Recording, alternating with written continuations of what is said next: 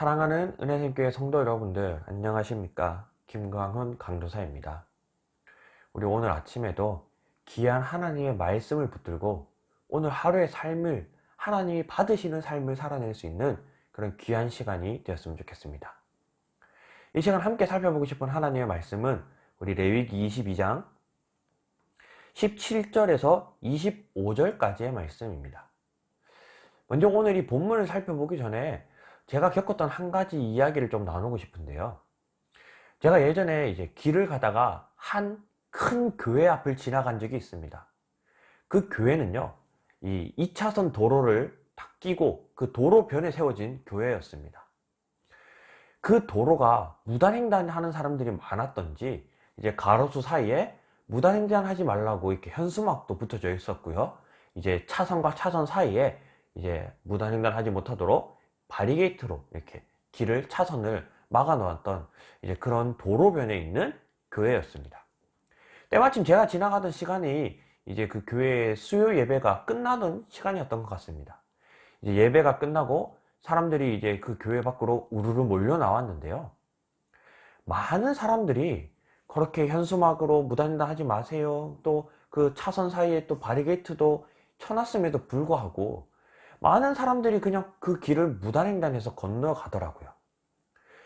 횡단보도가 불과 한 200m, 300m만 가면 있는데도 불구하고 많은 사람들이 예배가 끝나고 그대로 그 교회 앞에서 무단횡단으로 길을 건너가는 그런 좀 씁쓸한, 좀 안 좋은 모습을 보았던 그런 적이 있습니다. 이처럼 우리의 삶도 이러한 삶을 살고 있지 않나 한번 돌아볼 수 있는 그런 시간이 되었으면 좋겠는데요. 예배를 잘 드리고 나서 그리고 예배 드리고 끝 이런 삶이 아니라 예배를 드렸으면 그 예배의 은혜의 삶이 우리의 다음 삶으로 계속해서 이어져야 하는데 우리 상당수의 사람들은 예배를 드린 것으로 우리가 해야 될 일을 끝난다라고 생각을 하고 있는 것 같습니다. 그리고 오늘 본문은 하나님께 드려지는 하나님께서 기쁘게 받으시는 제물, 그 거룩한 제물에 대한 설명을 하고 있는 본문입니다. 그래서 이 제물을 하나님께서 어떤 제물을 받으실지 우리에게 이렇게 알려주고 계시는데요.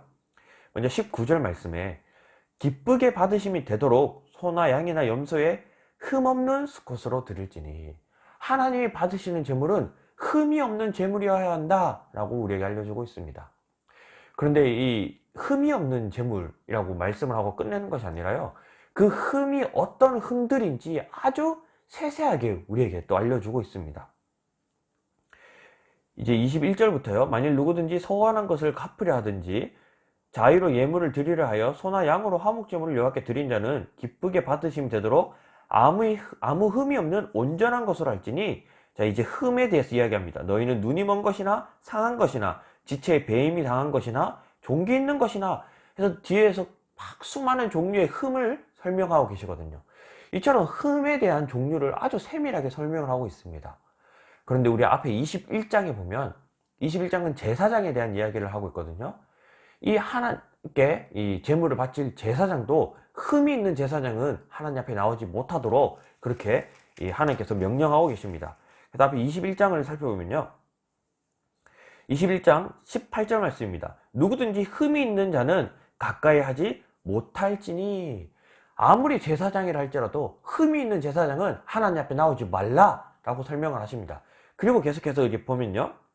곧 맹인이나 다리 저는 자나 코가 불완전한 자나 지체가 더한 자나, 또 이 흠에 대한 설명을 아주 자세하게 하고 있습니다. 그래서 이 두 말씀을 우리가 좀 세밀하게 비교해서 한번 읽어보시면요. 흠 없는 제사장, 그리고 흠 없는 제물, 그 흠의 이 종류가 매우 흡사하다라는 것을 알 수 있습니다.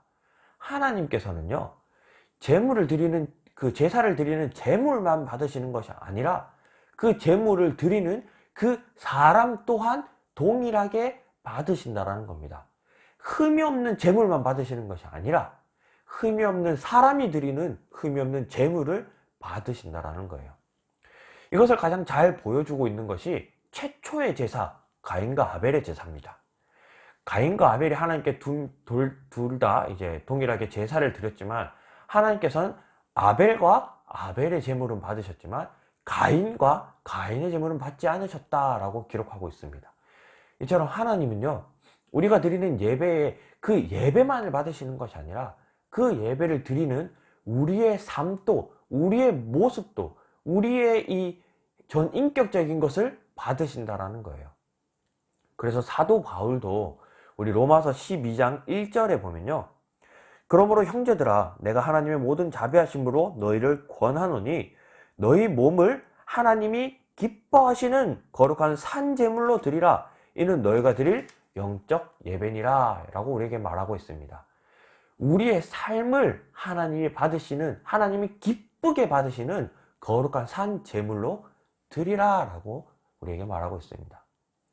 이처럼 우리가 일주일 동안 내 마음대로 살다가 딱 주일 하루만 하나님이 받으시는 그런 제사를, 예배를 막 드렸다고 해서 하나님이 그 예배를 받으시는 것이 아니라 우리가 그 예배를 드리기 전 그 6일간의 삶을 거룩하게 살아내고 그리고 거룩하게 예배를 드릴 때에 우리의 예배를 받으신다는 겁니다. 그래서 우리 어제 귀하게 주일 예배를 드렸습니다. 그렇다면 오늘 하루 이제는 그냥 내 마음대로 사는 것이 아니라 그 예배가 우리 삶의 연장선이 되어서 오늘 하루에 우리 삶이 하나님이 기뻐 받으시는 그런 삶을 살아내는 그런 성도들이었으면 좋겠습니다. 그렇다면 우리가 오늘 하루 어떻게 살아야지 하나님이 기뻐 받으실까요? 우리 오늘 읽지는 않았지만 우리 22장 31절, 32절, 33절 말씀입니다. 너희는 내 계명을 지키며 행하라. 내 계명을 지키며 행하라. 나는 여호와이니라.